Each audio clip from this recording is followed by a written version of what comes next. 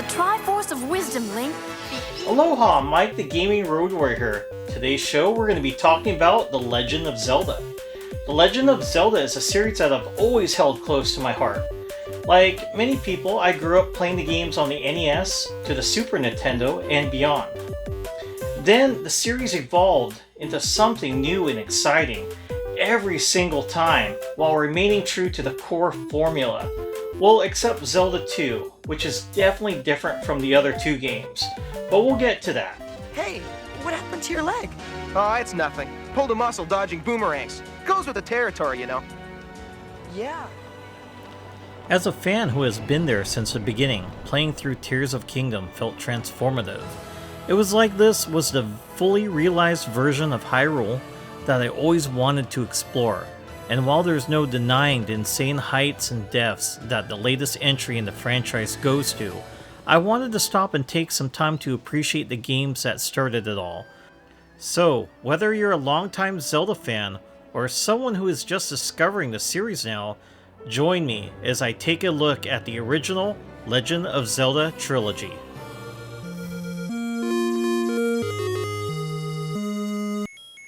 The very first Legend of Zelda game was released in North America on August 22nd, 1987.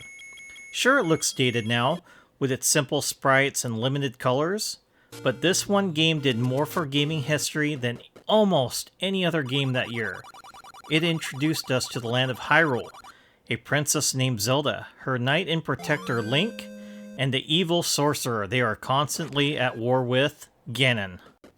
The fascinating new world and its gameplay were designed by Shigeru Miyamoto and Takeshi Tezuka, two important designers and directors who helped Nintendo grow into the video game superpower that it is today. Under their careful direction, The Legend of Zelda was crafted into a major critical and commercial success, selling 1 million copies in its first year on sale and 6 million copies worldwide. It wasn't just an impressive project from a gameplay and story standpoint either.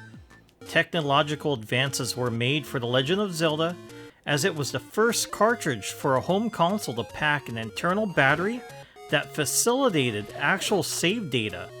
Prior to this, there was no way to save your progress in the game. You would have to use passwords to get to the last level you reached. I know, we've come a long way.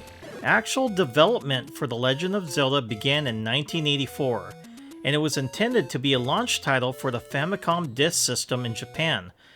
カセットの時代からディスクカードの時代へ、ゲームの世界を変えるファミリーコンピューターディスクシステム。本体にラムアダプターとディスクドライブを接続し、3倍の能力を持ったディスクカードを使うと、ドラマチックなゲーム内容に大きく変身。500円でいろんなゲームに書き換えができるのよ。ファミリーコンピューターディスクシステム。It was being worked on at the same time as Super Mario Bros., and the project's close proximity to each other actually influenced how their gameplay turned out. Miyamoto wanted Mario to be strict and linear, while Zelda was to be more free and open, allowing the player to complete the game in any sequence they wished. Playtesters in Japan had some issues getting around and solving dungeons, but instead of just making the game easier, Miyamoto encouraged people to communicate and share their findings to get through tough spots. Many years later, Miyamoto said that this instance of gaming communication became the inspiration for Animal Crossing. Fun fact, back in the day, video games with manuals in the box that had the art as well as the controls, and a little bit about the story of the game. In the case of The Legend of Zelda, the story portion of the manual was written by Keiji Terari, a screenwriter who wrote portions of Dragon Ball. Zelda! The Legend of Zelda continues. Defeat your enemies, save the kingdom. Beware. Some will help you, others will betray I can you. restore life. I can get magic. I can. I cannot help you. Zelda! Use your sword. Find the crystals. Rescue the princess. Zelda! Zelda! Zelda 2, The Adventure of Link, only from Nintendo. Now you're playing with power.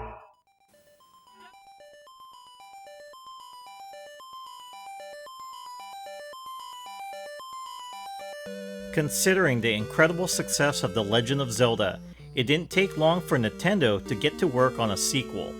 Miyamoto and Tezuka were still involved in the new project, but Miyamoto wanted a new game to be fundamentally different from the previous one. So a new team was put together that would build the game from the ground up, with Miyamoto serving as producer and Tezuka writing the story. Tadashi Sugiyami and Yasuhisa Yamamura were the new co-directors. Zelda 2 was definitely a huge departure from the first game, to the point that it's almost unrecognizable today. It looks and plays more like a combination of Mario and Castlevania, with Link exploring a top-down overworld map that then switches to a close-up side-scrolling levels. This game also made use of experience points to upgrade various aspects of Link throughout the game, including his attack, magic, and health. This made it more in line with traditional RPGs, which modern Zelda fans will know is something that a series actively avoids now. For all of its extreme differences, Zelda 2 was the only direct sequel to the original Zelda for many years. It takes place just a few years after the events of The Legend of Zelda. Each successful entry has occupied its own continuity or served as a prequel to the first game until the release of Breath of the Wild. The Adventure of Link was beloved in its time and served as another slam dunk for Nintendo, selling 4.38 million copies. In Japan, Zelda 2 was released just about a year after the first game, but it didn't make its way over to the States for quite a while. The ROM chip shortage of 1988 caused Nintendo to carefully consider their releases, and part of their strategy involved delaying the Adventure of Link.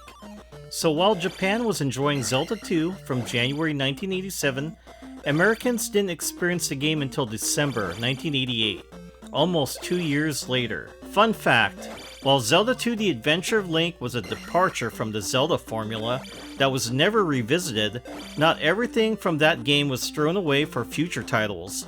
The magic meter was introduced in Zelda 2, and so was everyone's favorite doppelganger, Shadow Link, before he tried to stop your progress in Ocarina of Time's Water Temple.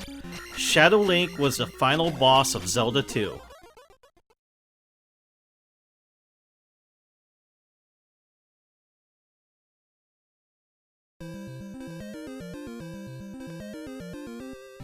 Of wisdom, Link. The evil wizard Ganon has the Triforce of Power.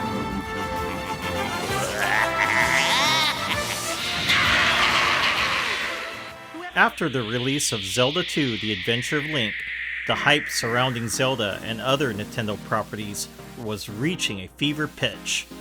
Wanting to capitalize on the strength of their brands, Nintendo teamed up with Dick Entertainment to create shows based on both Mario and Zelda. What Dick came up with was the Super Mario Bros. Super Show and the Legend of Zelda animated series. The two shows aired in tandem through that last half of 1989, but were unfortunately never returned to. When I watched these shows as a kid, I loved them. My favorite video games were now on TV, and I got to go on a new adventures with Link every week outside the games I had already blasted through. Nice job, hero! Hey! Excuse me, princess!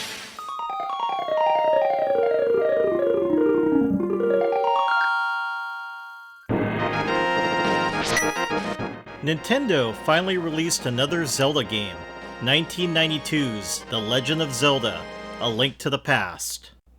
Now, I adore the first two Zelda games, but A Link to the Past, there's just something so special about it.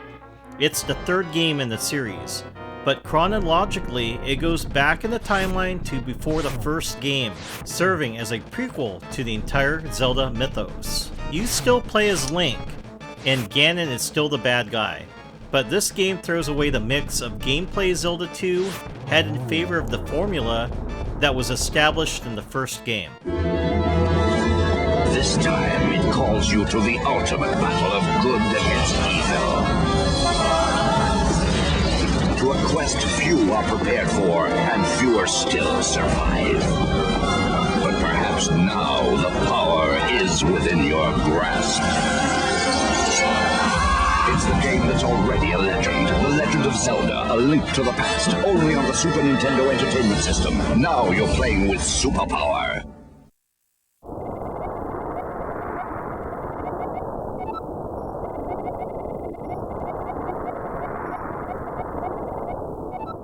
However, probably the most notable thing A Link to the Past added to the world of Zelda was Link's iconic weapon, the Master Sword. The legendary weapon has become a staple for the entire series, but it didn't even show up until the third game. Like Zelda 2, development on A Link to the Past began as soon as the previous game was out the door. It was originally intended for release on the NES, but the massive success of the first two titles allowed Nintendo to give the third game a bigger budget and more time in development. This resulted in it targeting their upcoming console, the Super Nintendo. The trend of Zelda games making technological advancements continued, as the cartridge for Link to the Past had a whopping 1 megabytes of storage, which was double the standard 512 kilobytes cartridges. Smart programming tricks also allowed the already massive game to appear even bigger thanks to the Light World and Dark World mechanics. In reality, Dark World was just a different tile set that was overlaid on the Light World. Very sneaky. A Link to the Past sold 4.61 million copies on the Super Nintendo, ensuring the series would continue strong for many, many years. Fun fact, if A Link to the Past had gotten just a little more time in development, the Legend of Zelda series as we know it might have been completely different from that point. When conceptualizing the game, Shigeru Miyamoto envisioned A Link to the Past following not just Link, but a party of characters like Final Fantasy. That party would contain Link or some other protagonist, a magic user, and get this, a girl? It's not clear if that girl would have been Zelda or a new character, but it's still pretty fun to think about. Imagine if you actually got to fight alongside Zelda in a game instead of just saving her all the time.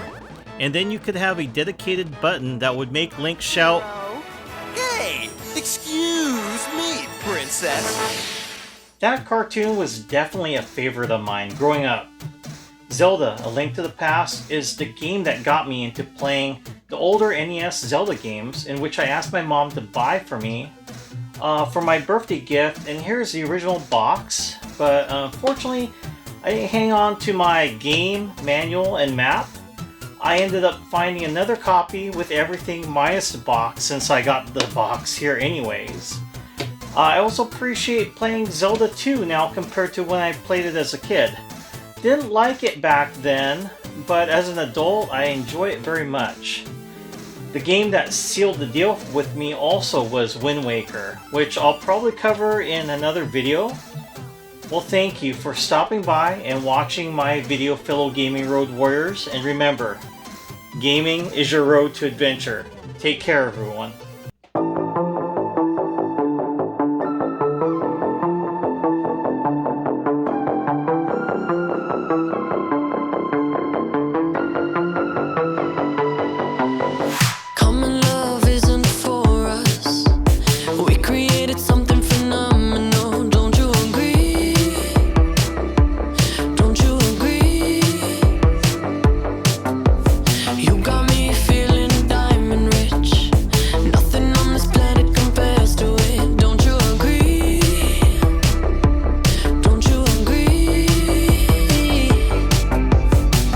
To go to sleep when I got you next to me.